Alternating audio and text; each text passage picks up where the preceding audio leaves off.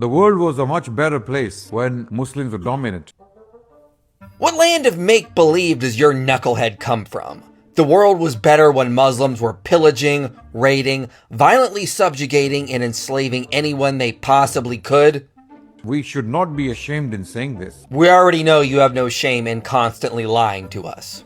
Muslims had open libraries, open universities where people from around the world could come, travel to Muslim lands, seek knowledge, go back and develop their societies. Yeah, this is complete nonsense because, as scholars will note, universities were invented by Christians in Europe.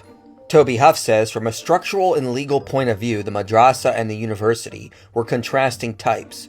Whereas the madrasa was a pious endowment under the law of religious and charitable holdings, with its property set aside as a sacred and inviolable trust. The universities of Europe were legally autonomous corporate entities that had many legal rights and privileges. Huff points out the madrasas were not like European universities, where a range of subjects were being explored. Instead, the main focus in the madrasa was on memorization and study of Islamic texts.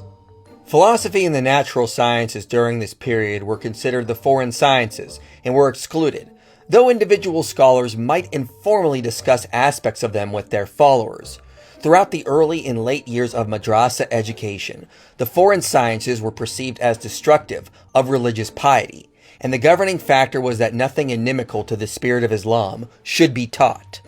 Over time, the madrasas did include subjects like logic and mathematics, but they were still held in suspect, and that didn't include the study of the natural sciences or metaphysics.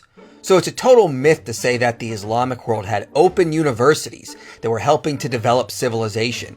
In fact, when it comes to the study of astronomy, Toby Huff notes no breakthrough to modern science occurred.